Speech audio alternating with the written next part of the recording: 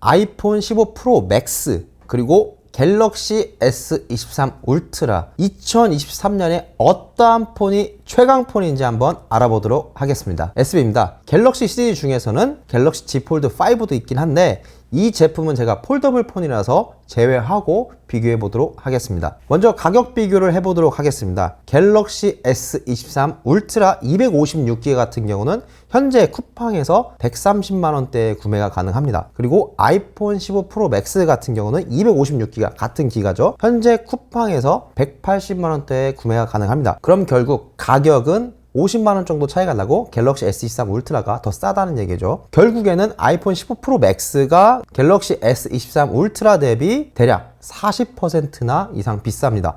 가격으로만 본다면은 아이폰 15 프로 맥스가 갤럭시 S23 대비 훨씬 비싸다 이렇게 보고, 오히려 갤럭시 S23 울트라가 굉장히 상대적으로는 참 착한 가격이다 이렇게 볼 수가 있습니다. 그리고 디스플레이를 비교해 보도록 하겠습니다. 갤럭시 S23 울트라 같은 경우는 6.8인치에 삼성 디스플레이에서 제작된 500ppi OLED고요. 아이폰 15 프로 맥스 같은 경우는 6.7인치에서 삼성 디스플레이하고 LG 디스플레이에서 제작된 460ppi OLED입니다. ppi 같은 경우는 디스플레이를 1인치당 픽셀 수를 뜻하는데, ppi가 높을수록 동일 면적 대비 픽셀 수가 많기 때문에 더욱더 섬세하고 정교한 이미지를 볼 수가 있기 때문에 높은 게 좋습니다. 그렇기에 TV나 스마트폰에서 단순하게 해상도를 비교하려면 그냥 PPR 개수 보시면 됩니다. 그리고 일단 화질은 픽셀 밀도가 더 높은 갤럭시가 더 좋아 보이고요. 그리고 해상도를 보더라도 갤럭시 S23이 아이폰 15 프로 맥스보다는 대략 23% 높습니다. 화질에서 중요한 건 니트수거든요. 이 니트를 보자면은 아이폰 15 프로 맥스 같은 경우는 평소에는 1600니트입니다. 그리고 최대 2000니트까지 갑니다. 그리고 갤럭시 S23 울트라 같은 경우는 평소에 1200니트입니다.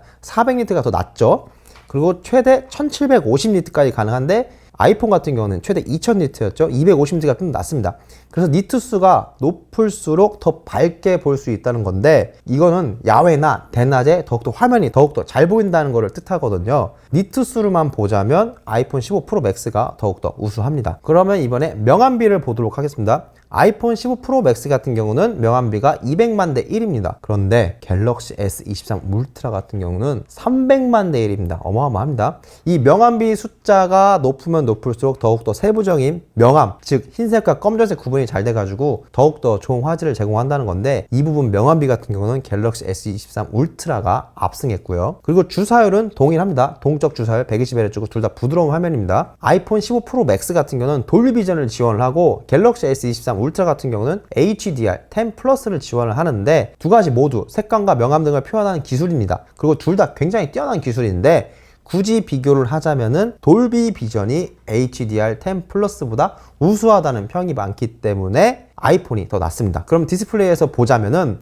픽셀 밀도나 해상도나 명암비는 갤럭시가 낫습니다. 그런데 니트 수는 아이폰이 더 우수합니다. 그래서 제가 봤을 때 여기에서는 야외에서 그리고 대낮에 폰을 밖에서 많이 보시는 분들 같은 경우는 아이폰 15 프로 맥스가 더 나을 듯하고, 그 이외에 뭐 실내에서나 아니면은 주로 뭐 안쪽에 쓰신다든지 아니면 저녁에 쓰신다 이런 분들 같은 경우는 갤럭시 S23 울트라가 더 낫습니다. 디자인 같은 경우는 이제 사람마다 선호하는 스타일이 굉장히 다르기 때문에 딱 이거다라고 말씀드리기는 조금 애매한데, 제 개인적인 의견으로는 솔직히 아이폰 15 프로 맥스 디자인이 더 부드러운 곡선형으로 저는 더욱더 좀 끌립니다. 더욱더 나아 보인다는 건데, 무게 같은 경우는 아이폰 15 프로 맥스가 221g이고 갤럭시 S23 울트라 같은 경우는 233g이에요. 12g 정도가 차이가 나고, 두께 같은 경우도 아이폰 15 프로 맥스가 8.3mm 그리고 갤럭시 S23 울트라 같은 경우는 8.9mm로 0.6mm가 아이폰이 좀 더 얇아요. 너비나 높이를 보아도 아이폰 15 프로가 조금 더 작은데, 일단은 갤럭시 S23 울트라가 아이폰 15 프로 맥스보다 디스플레이 자체가 더 큽니다. 그렇기 때문에 저는 무게 차이가 30g, 40g 이상 차이가 나지 않기 때문에 저는 이 정도는 충분히 합리적인 차이라고 보고요. 이제 성능으로 한번 넘어가 보겠습니다. 두 스마트폰 모두 훌륭한 성능인데, 갤럭시 S23 울트라 같은 경우는 퀄컴의 스냅드래곤 8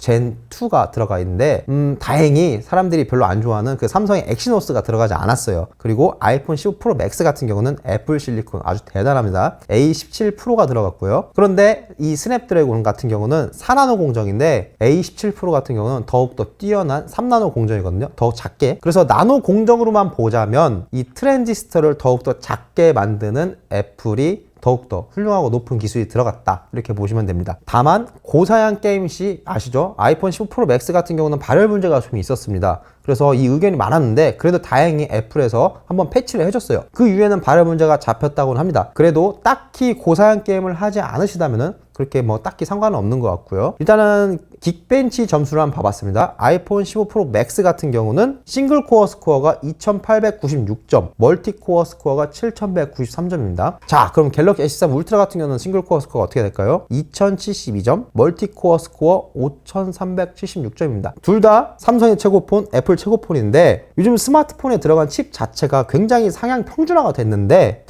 긱벤치로 보면 점수 차이가 좀 많이 납니다. 이거는 그래서 성능에서는 아이폰 15 프로 맥스에 저는 압승이라고 보고요. 물론 이제 OS에 따라서 속도가 또 차이가 날 수도 있긴 한데 성능상으로만 봤을 때는 이제 아이폰 15 프로 맥스가 압승이고, 이제 고사양 게임이나 뭐 고사양 그래픽 등을 사용해서 한다면은 뭐 조금 차이가 날 수도 있겠지만은 딱히 뭐 일반 인터넷 뭐 카카오톡 아니면 넷플릭스, 유튜브, 전화, 뭐 SNS 이 정도에서는 차이가 거의 없을 겁니다. 카메라 같은 경우는 둘 다 좋은 카메라입니다. 요즘 화질 다 좋잖아요. 그래서 조금 더 자연스러운 색감을 원하시는 분이 이제 아이폰이 좀 맞고, 그리고 줌도 막 멀리서 당겨서 보고 싶고 좀 더 비비드한 색상을 원하신다면 갤럭시인데, 야간에 찍은 사진이나 영상을 딱 두 개를 비교해 보잖아요. 그러면 아이폰보다는 갤럭시가 훨씬 더 나아 보입니다. 영상을 많이 찍는 분 같은 경우는 이 손이 막 떨리는 그 기능이 있어요. 그래서 손을 떨리는 방지하는 손떨방 기능이라고 하는데 이걸 들어간 걸 굉장히 선호하시는데, 아이폰이 이걸 굉장히 밀었죠, 이번에 광고할 때도. 그래서 아이폰에서 손떨방 기능이 조금 더 나아 보이긴 한데 이게 촬영할 때 화면이 매우 흔들리는 것처럼 보여요. 촬영할 때 그래서 좀 더 열심히 잘 해야 된다, 잘 보면서. 그런데 반대로 갤럭시 같은 경우는 촬영할 때도 이미 손떨방이 잡혀 있어요. 그래서 차분하게 좀 더 촬영이 가능합니다. 솔직히 뭐 아이폰은 감성이잖아요. 아이폰 감성 이런 말이 굉장히 많고, 아이폰 감성으로 아이폰 카메라 화질이 더 좋다, 느낌이 좋다 이러신 분들이 굉장히 많아요. 어떻게 보면 이게 약간 대중적으로 인식이 되어 있긴 한데, 막상 블라인드로 두 개를 찍은 거에서 비교해보고 사람들이 이게 댓글 달고 뭐 리뷰를 제가 좀 많이 봤어요. 보다 보니까 사진이나 영상이든 수많은 사람들이 뭐라고 한 줄 아세요? 의외로 갤럭시가 이렇게 좋다고? 갤럭시가 더 좋은데? 이런 느낌을 상당히 사람들이 많이 쓰더라고요.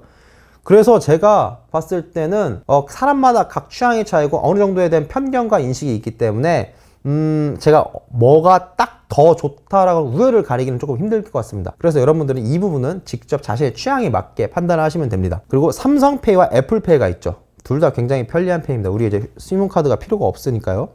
그런데 우리나라에서 같은 경우는 아직까지는 삼성페이가 그냥도 아니고 훨씬 더 유리합니다.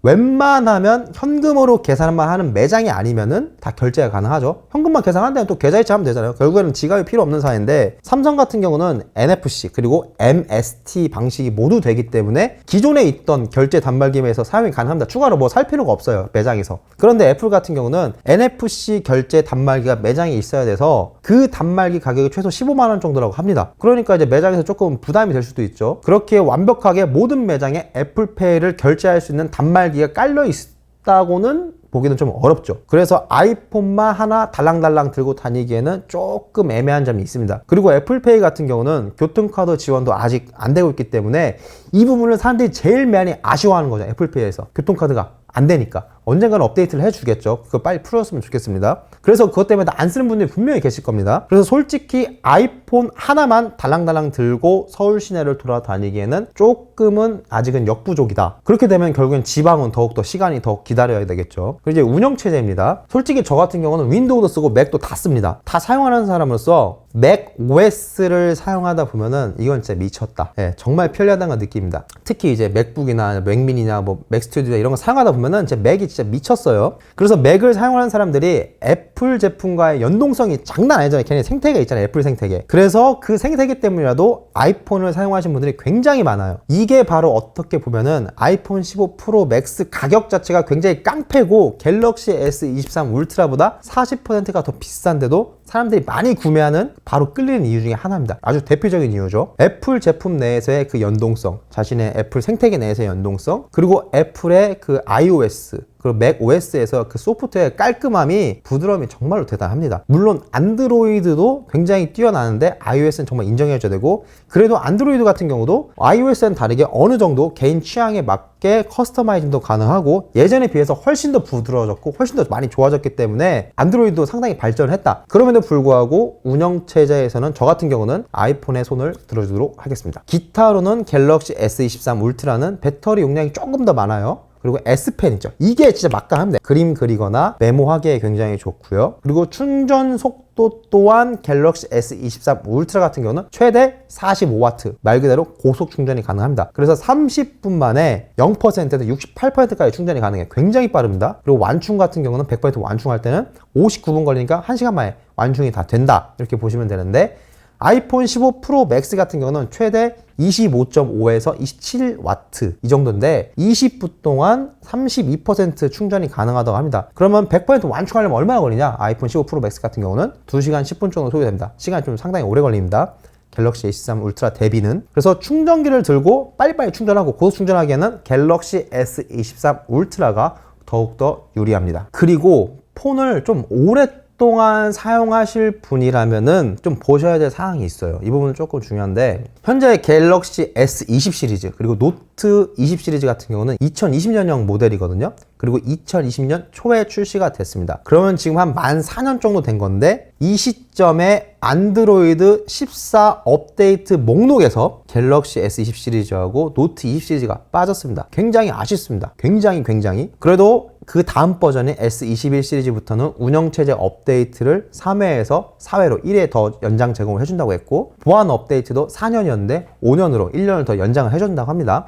그런데 구글 픽셀 같은 경우를 보면은 7년 정도 지원을 해줍니다. 애플 같은 경우는 5에서 6년 정도 지원을 해주는데, 이번에 갤럭시 S20 시리즈를 봤을 때 4년은 조금 짧지 않았나 싶은데 좀 많이 아쉽습니다. 지금 애플 같은 경우는 iOS 17.2 버전이에요.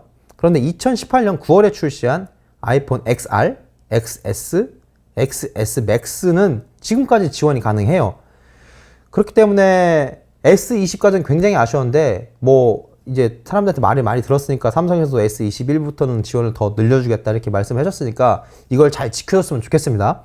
그렇게 여러분들이 한번 스마트폰을 구매하면 오랫동안 사용하신 분이라면은 이런 운영체제나 보안 업데이트를 언제까지 지원해 주냐를 한번 보시는 것도 하나의 구매 포인트가 될 수가 있거든요. 그런데 또 반대로 또 애플은 또 이런 게 있어요. 이 업데이트를 하다 보니까 구형 아이폰 성능을 고의로 저하했다는 이 소송이 걸렸죠, 미국에서. 그런데 판결이 났어요. 미국에서 7천억을 배상하라고 합니다. 그래서 어느 브랜드든 간에 폰을 오래 쓰다 보면은 우리 구매자들이 예상하지 못하는 일이 발생할 수 있음을 어느 정도는 인지를 하셔야 됩니다. 물론 재정적 여유가 있다면은 계속해서 새로 출시하는 폰들을 사는 게 좋은데, 또 새로 출시하면 또 그것도 옮기고 하는 게 귀찮긴 하죠.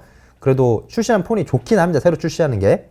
그럼 이제 결론입니다. 가성비 같은 경우는 갤럭시 S23 울트라입니다. 애플 등 맥북 시리즈를 사용하신다면은 아이폰 15 프로 맥스가 좋습니다. 그 애플 생태계가 진짜 말도 안 되게 좋기 때문에. 그런데 갤럭시 S23 울트라가 아이폰 15 프로 맥스에 비비지 못할 수준은 절대 아니다. 오히려 아이폰 15 프로 맥스보다는 뛰어난 점도 있고 가격이 상대적으로 굉장히 훌륭합니다. 왜냐면 40% 정도가 더 싸니까. 그렇기 때문에 여러분들이 제 컨텐츠가 두 스마트폰 중에서 고민하시던 분들이 계셨다면 각각의 장점이나 단점들을 보고 여러분들에게 도움이 되었으면 합니다. 지금까지 SB였습니다. 고맙습니다.